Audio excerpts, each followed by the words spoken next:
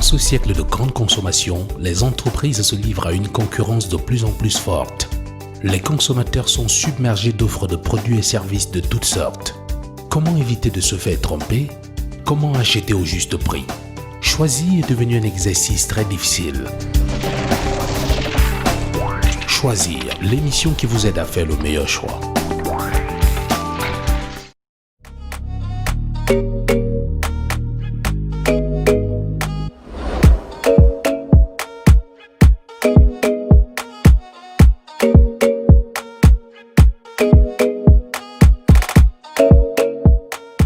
Bienvenue à tous pour cette nouvelle édition de Choisir. Je suis ravie de vous retrouver aujourd'hui dans une cave.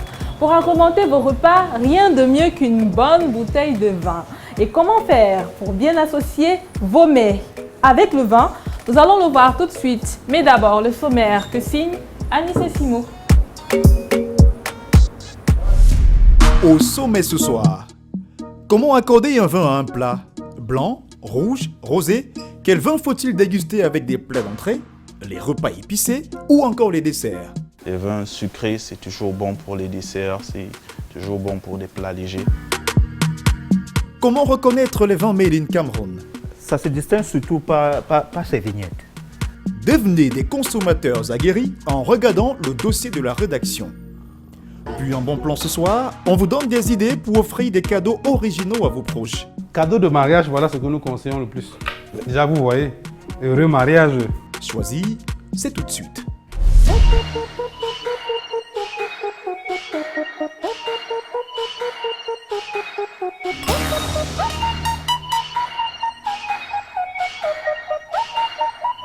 Accorder un vin à un plat ou accorder un vin à tout un repas, on ne sait pas toujours le faire.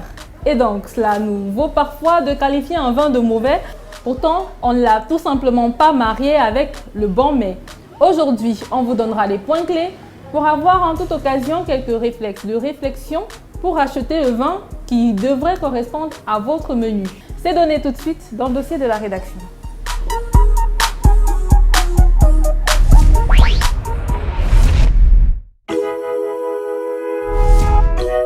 Vin rouge, blanc ou rosé, chacun a ses spécificités en termes de saveur, de palette aromatique en fonction des cépages, des terroirs, des régions d'origine. Chaque type de vin développe des arômes différents qui s'accordent dans tous les repas que vous souhaitez déguster. Il faut donc chercher l'accord gustatif entre un mets et un vin. À ce jeu, certains ont déjà trouvé leur repère. Généralement, quand je prends du vin blanc, je le cherche, celui qui n'est pas très fort en alcool et celui qui n'est pas aussi très sucré.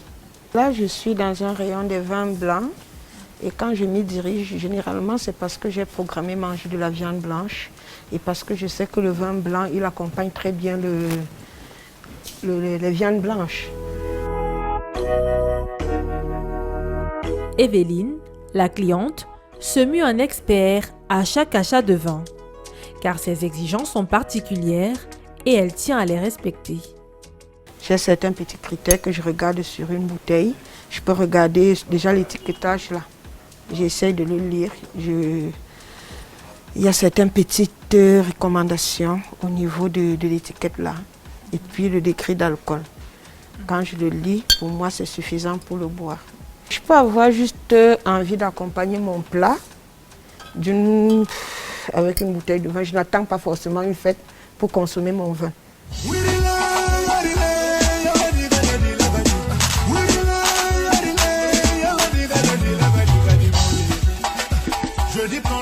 Comme elle, plusieurs Camerounais ont greffé la consommation d'alcool à leur habitude alimentaire. D'ailleurs, selon un rapport de l'OMS datant de 2019, le Cameroun est le deuxième plus gros consommateur d'alcool en Afrique, derrière le Gabon. Toujours selon des experts, la consommation de vin sur le continent africain, en pleine mutation économique, augmente 100 fois plus vite que la consommation mondiale. Pour comprendre cet engouement autour du vin, nous avons pensé à la rédaction de Choisir à aller à la rencontre de ceux qui les commercialisent. Notre objectif, reconnaître les différentes variétés et types de vin disponibles sur le marché camerounais, leur provenance, leur mode de consommation et de conservation.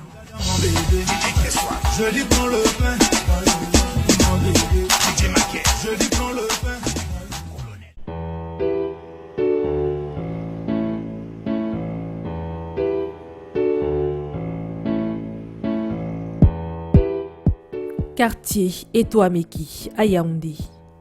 Dans cette cave à vin, comme il en existe des dizaines dans la capitale, Paul Négou Bonjour madame. est chef de vente. Il nous apprend ce matin que la tendance actuellement est plutôt aux vins ayant un taux d'alcool assez élevé. Il y a une règle qui est en train de monter chez nous au Cameroun. On a tendance à consommer plus fort, plus dur quoi. Des vins généralement du 13,5, du 13,5 ou des responsables de vins de 14 degrés. Vous voyez, des vins en teneur d'alcool assez élevé, surtout pour les messieurs. Oui, là, c'est la tendance qu'on ressent dans le marché camerounais, que les Camerounais consomment de plus en plus fort, dur quoi.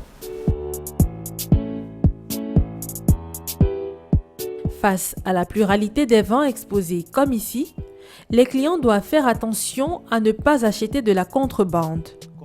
Pour vous aider à les reconnaître, voici ce que propose notre chef de vente.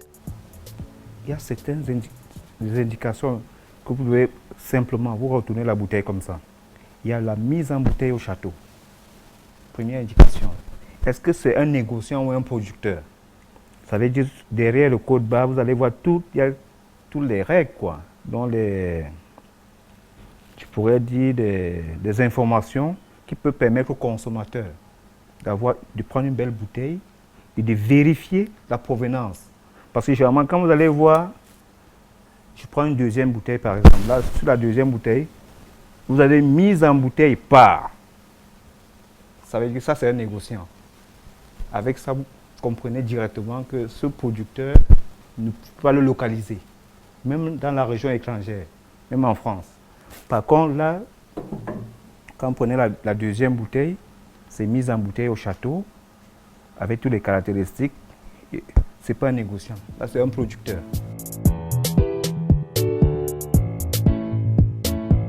Il existe également des éléments qui vous permettent de différencier les vins produits localement de ceux venus d'ailleurs. Ça se distingue surtout par ces vignettes. Voilà, là c'est nettement plus facile. Vous allez voir des vignettes roses. Quand c'est des vignettes roses, ça veut dire que c'est produit localement. Oui. Par contre, quand vous allez sur des bouteilles de vin, des bouteilles avec des vignettes bleues, ça c'est des trucs, c'est importé. Ça c'est la différence que le gouvernement met sur le marché pour que le consommateur, quand vous puissiez distinguer ce qui est produit localement, ce qui vient directement d'Europe. Marquons une courte pause pour parler de ces vins non traçables. Au cours d'une opération menée en janvier dernier par la Brigade nationale des contrôles et de la répression des fraudes du ministère du Commerce, dans un secteur de la ville de Douala, des centaines de bouteilles de vin aux origines douteuses ont été saisies. Une quantité négligeable face au flux de boissons non conformes aux normes en circulation sur le marché. Dans les rayons, ces vins sont reconnaissables par l'absence de vignettes comme celle-ci que vous voyez ici en image. Pour d'autres, il faut scanner leur vignette via l'application DLR Certify sur votre smartphone pour avoir leur traçabilité et découvrir l'origine des bouteilles de vin que vous achetez. Revenons à notre sujet. Il est 11h ce matin, au lieu-dit Carrefour Intendance. Je me rends dans cette boutique pour acheter du vin, car ce soir, je reçois des amis pour un dîner. À l'intérieur, c'est la foire au vin. Des robes roses, en passant par du blanc, du rouge, du vert ou encore de l'oranger, chaque bouteille affiche son meilleur profil. Ces bouteilles de vin viennent de près de 10 pays différents. Elles sont disposées et rangées en fonction de leur qualité. Devant un tel spectacle, difficile pour moi de me décider, car cela fait désormais près de 30 minutes que je tourne en rond. Entre lecture des étiquettes, inspection des robes et des prix, plusieurs va-et-vient dans les allées, je ne sais plus où donner de la tête. Cela ne passe visiblement pas inaperçu aux yeux du responsable commercial de ce lieu qui se propose de m'apporter son Bonjour, aide. madame. Gaël Gimtop est titulaire d'un diplôme Wine and Spirit Education Trust, titulaire d'un certificat de connaissances approfondies des vignobles de France et bien d'autres distinctions qui ont fait de lui un œnologue, entendez, expert en vin. Il me donne les raisons qui justifient cette variété de vins sur le marché. Donc, chaque terroir aura sa particularité selon la qualité de sa terre, selon le climat qu'il fait dans cette région-là. En effet, selon les statistiques de la douane camerounaise, 43,69% des vins et spiritueux consommés sur le territoire camerounais proviennent de la France. Il y a ensuite l'Espagne avec 9,64%, le Royaume-Uni avec 9,59%, le Brésil avec 8,34% et l'Afrique du Sud avec 7,34%. En 2017, la Chambre nationale des consommateurs, CNC, avait évalué le marché des vins et spiritueux à plus de 127 milliards de francs CFA au Cameroun. Il faut dire qu'au Cameroun, on produit des vins, on n'en fabrique pas encore. Donc on importe le mou. En fait, le mou, c'est des résidus de raisin qu'on fait importer dans des fûts et puis on fait vieillir ici chez nous, on embouteille ici chez nous. Donc on ne produit pas encore de vin parce qu'on n'a pas encore de champ de vigne, on n'a pas encore de véritables vignes chez nous ici au Cameroun. Mais je crois qu'il y a déjà des études qui sont menées pour voir si on peut faire pousser des plants de vigne au Cameroun. Dans l'émergence du marché de la consommation au Cameroun, les vins et les spiritueux figurent donc en bonne place, puisque les consommateurs ne semblent pas pouvoir se passer de ce liquide fruité et alcoolisé, autant bien connaître alors les vins que nous dégustons. Commençons par définir le vin. Le vin est une boisson alcoolisée obtenue par la fermentation du raisin, qui doit titrer 8,5% d'alcool minimum. Sur le marché, on en compte 3. Les blancs, les rouges et les rosés pour les plus connus. Débutons par les vins blancs. Ils sont de 3 sortes. Les moelleux, dont la teneur en sucre est de l'ordre de 10 à 45 grammes par litre. Ils se distinguent des autres par une concentration en sucre résiduel moindre. Ensuite, il y a les liquoreux, qui ont un taux de sucre résiduel supérieur à 45 grammes par litre. Enfin, il y a le vin blanc sec qui, lui, contient moins de 2 grammes par litre de sucre. Plus acide et souvent plus soufré que le vin rouge, le vin blanc doit être choisi avec une attention particulière. Nous avons des vins blancs moelleux, c'est indiqué. Non, les vins blancs moelleux, ce sont des vins qui ont une contenance en sucre un peu plus élevée, c'est entre 15 et 45 grammes de sucre résiduel, parce que le raisin à la base est sucré, on ne rajoute pas le sucre, c'est le sucre du raisin. Donc c'est ça les vins blancs moelleux, les dames elles aiment bien ça. Il faut le dire, les vins blancs ils se consomment généralement en dessert parce qu'ils sont un peu sucrés. Et on a également des vins, on va dire liquoreux. Liquoreux là ils sont encore plus sucrés, c'est vraiment une tendance de miel, ils sont onctueux, ils sont bien. Oui, donc quand on parle vin liquoreux, on fait allusion à des vins qui proviennent de la région de Sauternes, généralement en France. Ils sont très sucrés, c'est des vins dont le mou a vraiment pourri, ils sont très bons. Les vins liquoreux sont obtenus à partir des raisins blancs et plus rarement des raisins noirs. À la dégustation, il est facile de les distinguer du moelleux. Là, je tiens une bouteille de vin liquoreux. Donc, la différence entre les vins blancs et les vins blancs moelleux et les vins liquoreux, c'est juste au niveau du degré de sucre contenu dedans. Pour les vins liquoreux, on aura plus de 45 grammes de sucre résiduel, contenu dans la bouteille, bien sûr, le sucre résiduel, ce n'est pas le sucre qu'on a rajouté, mais c'est le sucre issu des raisins pourris. Voilà, parce que quand ils arrivent à maturité et qu'on les fermente, ils contiennent énormément de sucre. On parvient à les contenir et à faire un vin vraiment sucré, vraiment mielleux, comme on dit, chez certaines dames le disent. Ils sont excellents avec les desserts. Les vins blancs moelleux se distinguent également des liquoreux sur les rayons par leur robe. Pour les vins blancs moelleux, on aura une robe soit jaune or, soit une robe dorée. Par contre, pour les vins blancs liquoreux, on va tendre vers une couleur un peu rousse.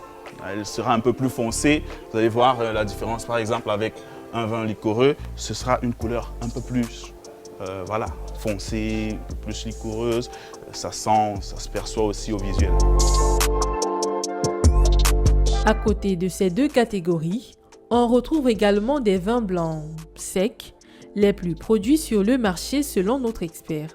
Parce qu'on retrouve beaucoup de cépages qui produisent des vins blancs secs. Les cépages, c'est les types de raisins avec lesquels on produit les vins. Donc, parmi les vins blancs secs, on va parler du chardonnay, on va parler de sauvignon blanc. Ça, c'est les différents cépages qu'on utilise pour faire ces vins blancs secs. La teneur en sucre, elle est très faible. Donc, vous aurez des vins qui ne sont pas forcément sucrés, mais qui se consomment très bien en apéritif et sur les viandes blanches ou sur du poisson, mais qui sont voilà, bien quand ils sont frais. Et je conseillerais ou je recommanderais d'ailleurs à plusieurs consommateurs d'essayer les vins blancs secs. Ils sont voilà, d'une nature à ne pas être trop sucrés. Donc ils s'accordent facilement avec les mets qui ne sont pas sucrés. Ce type de vin est adapté pour accompagner les repas d'entrée. Pour le consommateur, il est toutefois difficile de distinguer le vin blanc moelleux du sec lorsqu'il n'existe pas d'indicateur sur la bouteille. Pour vous permettre de ne plus vous tromper à l'avenir, prenons l'exemple de ces deux bouteilles pour vous expliquer les différences visuelles. Les deux ont pratiquement la même robe. Par contre, il y a un qui est sec et un autre qui est moelleux. À la base, les raisins blancs ont tous la même couleur en fait. Vous allez avoir des blancs secs qui ont une tendance de jaune verdâtre. C'est un petit jaune vert en fait. Et les moelleux, ils sont plus dans une couleur dorée, jaune or. Voilà. Mais sur le visuel, c'est parfois difficile de remarquer. C'est pourquoi au niveau des vins blancs moelleux ou des vins blancs doux, il y a une mention qui est faite sur l'étiquette. Quand vous faites le choix de votre vin, il est hyper important de lire l'étiquette parce qu'il y a plusieurs indications sur l'étiquette qui vous orientent sur le type de vin que vous êtes en train de prendre. Après, un autre indicatif, il y a des cépages, il y a des types de raisins qui ont cette particularité d'être faciles pour les vins blancs secs ou pour les vins blancs moelleux, c'est-à-dire qu'ils contiennent moins de sucre, notamment les chardonnays ou les sauvignons blancs. Dans la plupart des cas, c'est toujours des vins blancs secs. Donc, par rapport aux cépages que vous avez aussi en face de vous, vous pouvez savoir si c'est un vin blanc sec ou si c'est un vin blanc moelleux. Le tout, c'est bien sûr de lire sur l'étiquette du vin, l'étiquette avant et l'étiquette arrière. Passons à présent au deuxième type de vin, les rosés. Essentiellement riches en potassium et pauvres en sucre, les vins rosés favorisent l'élimination des déchets organiques comme l'acide urique et contribuent encore plus que n'importe quel autre à préserver sa ligne. Il est idéal pour accompagner vos barbecues. Voilà, les vins rosés, ils sont issus des raisins à peau rouge aussi.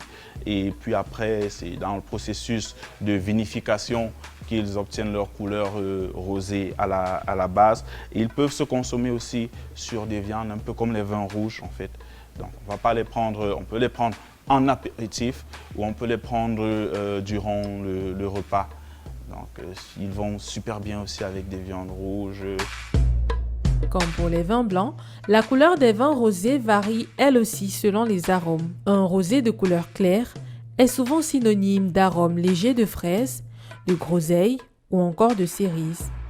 À l'opposé, un rosé à la robe foncée peut révéler un taux plus prononcé de confiture de fruits rouges.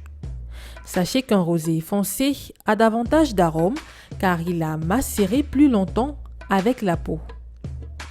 Cependant, Il est important de savoir que la couleur n'est pas gage de qualité, mais elle vous donnera des indices sur le caractère du vin. Aujourd'hui, on parvient à faire des vins qui sont un peu plus fruités parce que le rosé, c'est vrai que sa robe déjà elle est belle, elle présente quelque chose d'assez bon et sur la table, c'est toujours beau d'avoir ça. C'est pourquoi présentement on a des vins rosés qui sont aussi, on va dire sucrés ou si on veut utiliser le terme moelleux, ils sont sucrés aussi. Donc du coup les dames aiment bien ça et voilà. Intéressons-nous maintenant au troisième type de vin, le rouge. Il est obtenu par la fermentation du mou de raisin noir. Il s'accorde bien avec les viandes, les fromages, les légumes. Il peut également être utilisé comme ingrédient de cuisine, que ce soit pour des entrées, des plats principaux ou même des desserts.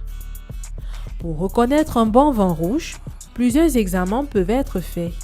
Le premier est olfactif.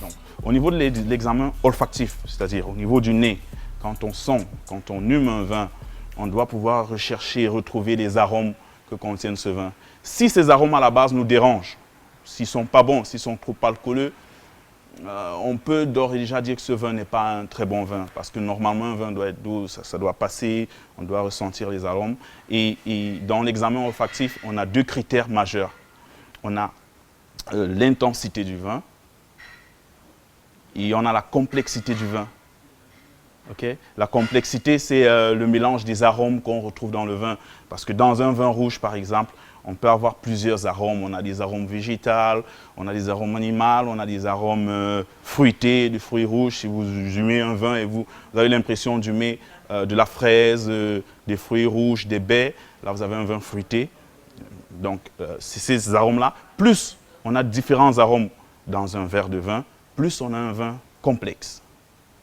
Plus on a un taux d'alcool élevé dans un verre de vin, c'est-à-dire au nez, plus on a un vin intense. Donc, c'est deux critères qu'on recherche quand on hume un vin, quand on le sent, quand on le passe au nez. Le deuxième examen est gustatif. Alors, pour l'autre examen, qui est l'examen gustatif et qui est le plus important de l'examen, on aura voilà, deux autres critères. On aura d'abord la longueur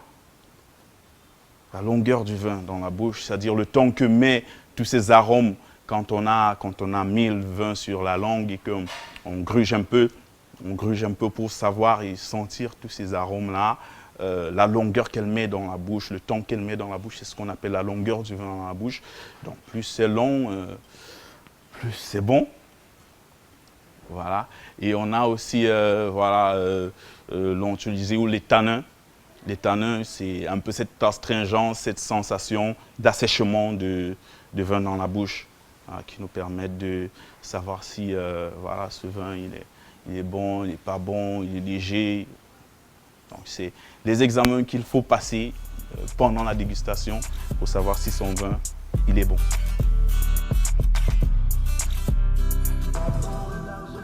Attention, le prix d'un vin n'est pas gage de bonne qualité. Dire le vin, on l'aime comme on l'aime simplement. Vous pouvez avoir une bouteille de 2000 francs, mais qui alors est excellent, qui passe très bien sur votre palais. Ce vin-là, il est bon.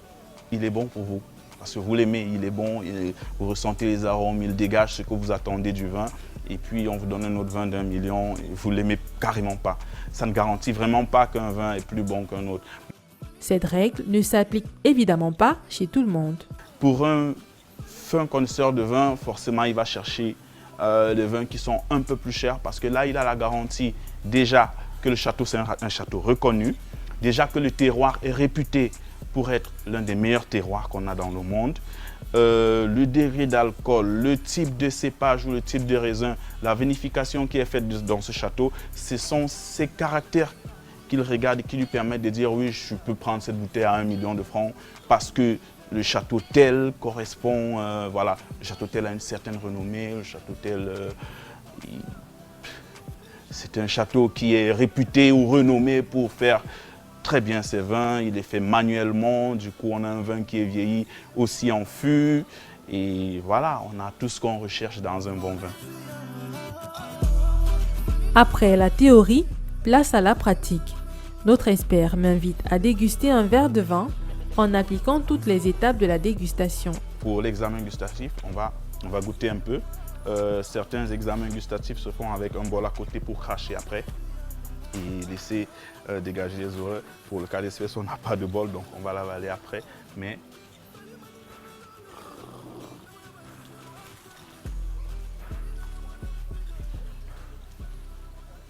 on laisse bien le vin prendre toute la bouche. On gruge un peu, on laisse rentrer un peu d'air et on avale après. À la fin, on va ressentir ce goût-là sur toute la bouche. Et si on n'a pas une sensation de forte astringence, c'est-à-dire d'assèchement des gencives et de la langue, ça veut dire que le vin qu'on a en face de nous n'est pas un vin tannique, il est plutôt rond, il est plutôt fruité. Et c'est effectivement ce que les nez nous disaient déjà, qu'on avait affaire à un vin voilà, avec des arômes de fruits rouges, de baies. Donc c'est en fait ça.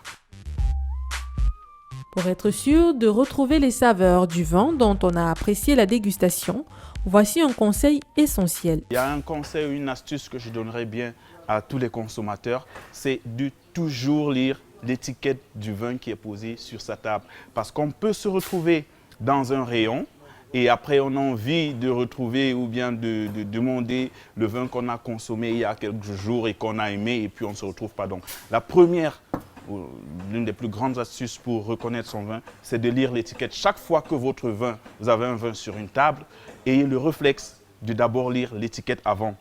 Quel est le nom du domaine que vous êtes en train de boire? Le nom du domaine, c'est généralement le nom propre du vin. Ça peut être Château X, Château Y. Après, vous avez une autre qui est l'appellation d'origine contrôlée, c'est-à-dire la provenance ou le terroir même où le vin a été vinifié. C'est généralement appellation d'origine Bordeaux contrôlée, appellation d'origine au Médoc contrôlée. Ça, c'est des indicatifs qui vont vous faciliter la tâche dans les rayons. Après, pour d'autres fanas, il y a ce qu'on appelle le millésime. Le millésime, c'est l'année de vendange du vin. C'est-à-dire l'année de la récolte du raisin qui a permis d'avoir le vin qu'on a sur sa table. Ça, c'est, on va dire, plus ou moins important parce que c'est un fait climatique. Donc, du coup, si on a un bon climat, on a un bon vin. Et si le climat est moche, eh bien, dans notre bouteille, on n'aura pas un très bon vin. Sur Internet, généralement, on donne les meilleurs millésimes qui existent sur le marché. En parlant de millésime, j'ai demandé à notre expert si l'ancienneté d'un vin témoigne de sa bonne qualité. Voici sa réponse. Ça, c'est vrai pour certains types de vins. Ce n'est pas vrai pour tous les vins. Il y a des vins qui, après, au bout de 3-4 ans, quand ils ne sont pas bien conservés, ils ne sont pas bons à boire du tout. Par contre, il y a des vins de garde. Les vins de garde, c'est des vins vieillissants qui se bonifient avec le temps, qui, 3-4 ans après la mise en bouteille, voilà, on retrouve tout leur caractère et toute leur puissance. Donc, ce n'est pas tous les vins qui sont des vins de garde. Vous pouvez avoir un vin qui est jeune, mais qui a déjà tout son caractère, qui est aussi puissant, qui est aussi bon à boire. Ça peut arriver. Sur le marché, toutes les classes sociales peuvent trouver des bouteilles de vin à leur bourse. En fonction de leur durée et de leur terroir, certains vins coûtent jusqu'à plus d'1 million de francs CFA la bouteille. Nous vous dressons à présent un résumé des astuces pour choisir un vin de qualité. Conseil numéro 1, choisissez votre vin en fonction du repas. Sachez que les vins rouges se marient particulièrement bien avec les viandes rouges, les plats mijotés, les gratins et fromages. Le vin blanc, quant à lui, s'apprécie avec du poisson, des viandes blanches et légères, des crustacés et lors du dessert. Pour ce qui est du rosé, il est idéal pour les entrées et les apéritifs. Conseil numéro 2, vous pouvez choisir votre vin en fonction de son millésime, car il indique l'année à laquelle votre vin a été cultivé, récolté et vinifié. Autre conseil, vous pouvez choisir votre vin en fonction de sa provenance et de son cépage. À cet effet, vous devez privilégier les vins affichant sur leur étiquette mis en bouteille au château ou mis en bouteille au domaine. Ces deux indications vous garantissent la provenance et le mode de production du vin que vous désirez. Dernier conseil, ne vous fiez pas toujours au prix ni aux médailles, car le prix n'est pas gage de la qualité et les médailles, quant à elles, sont peut-être des coûts marketing. Que vous soyez connaisseur ou novice, n'hésitez pas à demander conseil auprès de votre caviste.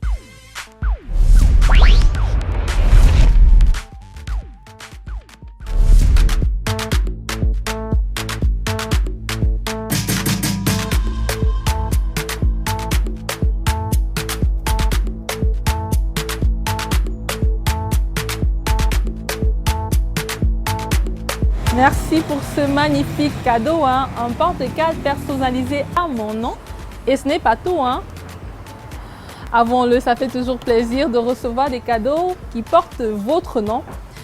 On les chouchoute, on s'en vante, on les porte avec fierté. Et aujourd'hui, on vous propose de faire vivre ces belles émotions à vos proches.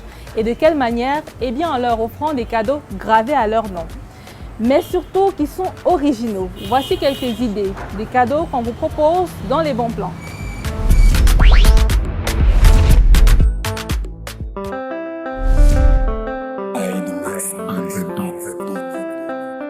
Bloc-notes, agenda, carte de restaurant, tous fabriqués avec du bois.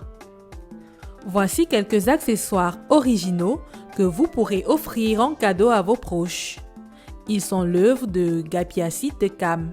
J'ai un chausse-pied dans ma main, c'est le chausse-pied de Monsieur Tout-le-Monde, mais une autre personne dirait, toi tu as un chausse-pied, moi j'ai un chausse-pied à mon nom. Et vous voyez, ça fait sa fierté, il est content d'avoir son chausse-pied, c'est pour lui, il y a son nom gravé dessus. C'est ça en fait, bon, les gens veulent, on a constaté que c'est un besoin. Des objets personnalisés, on en voit de plus en plus dans des événements. C'est dire combien l'idée séduit les consommateurs. Pour mieux se positionner dans ce marché ultra concurrentiel, cette entreprise a misé sur la personnalisation des gadgets faits pour la plupart de bois, comme ces sacs à main. Nous en faisons très souvent pour des séminaires. Là, c'est quoi là? Les chiffres romains, là, c'est depuis là, c'est depuis 14e congrès de la Société camerounaise d'orthoryno-laryngologie et de chirurgie cervico-faciale. Ça, c'était du 21 au 24 juillet 2019. Donc, maintenant, on n'a plus besoin d'aller acheter des choses qui viennent d'ailleurs. Nous-mêmes, on peut faire ce genre de sac pour ce type de séminaire. Un sac comme celui-ci coûte 20 000 francs CFA l'unité. Il en existe différentes variétés. Celui-ci, par exemple, est fait en cuir. Pour des événements comme les mariages, vous pouvez opter pour des cadeaux comme ceux-ci. Cadeau de mariage, voilà ce que nous conseillons le plus. Déjà, vous voyez, heureux mariage. Voilà ce que nous conseillons le plus comme cadeau de mariage. Et pour les anniversaires, vous avez parlé des bracelets? Les anniversaires des enfants et autres, il y a des petits bracelets, nous faisons avec des gravures au laser. Yasmine. Et puis vous donnez à votre petit bébé, met ça sur sa main. Voilà, là on a mis quoi? Parfait. Une horloge personnalisée comme celle-ci coûte 20 000 francs CFA. Si vous souhaitez offrir des cadeaux d'affaires, la palette de gadgets personnalisables est vaste. Comme là c'est l'OAPI. Ça prend un stylo là, je peux avoir un stylo.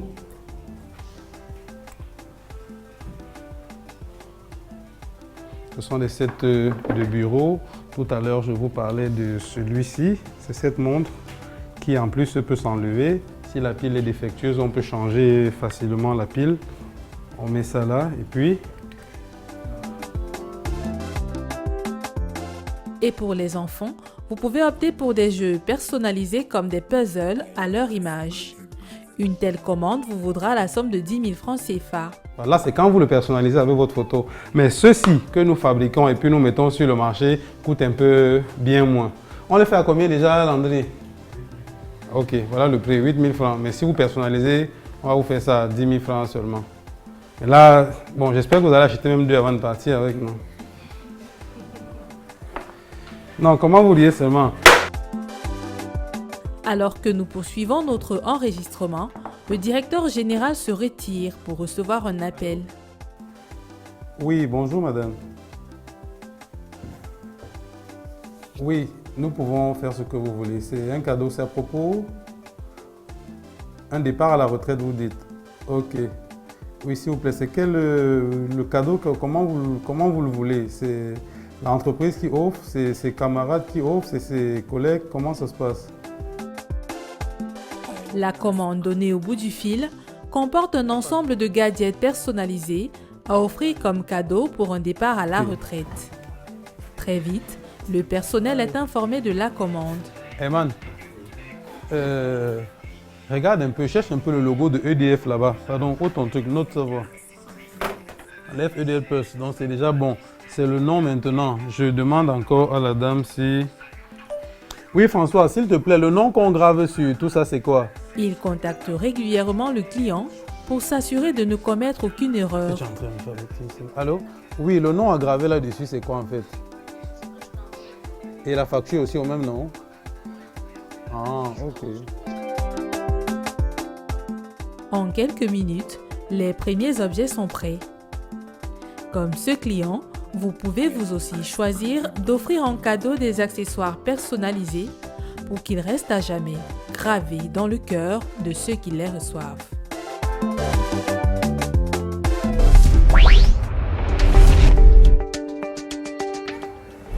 C'est la fin de cette édition de Choisir. Merci de votre fidélité. Comme vous le savez, le dimanche de l'économie, c'est aussi stratégie. Retrouvons donc Bertrand Didier Bouga qui est déjà installé. Bonsoir Bertrand. Bonsoir Yolène. Et on parle de quoi dans Stratégie ce soir? Ce soir, nous poursuivons notre série consacrée à l'impact de la crise à coronavirus sur l'économie mondiale, africaine et camerounaise en particulier. Le secteur des affaires, on va le voir, est impacté, avec notamment le marketing qui souffre par un ralentissement des activités et qui doit donc se réinventer. On en parle dans notre émission de ce soir et je vous invite à nous suivre. Merci, bonne émission à toi. Madame, Monsieur, une fois de plus, merci de votre fidélité. Je vous reviens le mois prochain avec un nouveau thème. D'ici là, prenez soin de vous. N'oubliez pas que Choisir, c'est l'émission qui vous aide à faire le meilleur choix. Mais avant de nous quitter, nous allons remercier la table de Kelly qui nous a accueillis pour ce plateau. Merci également à notre styliste Elodou Couture, l'original. Rendez-vous donc le mois prochain. Tchuss.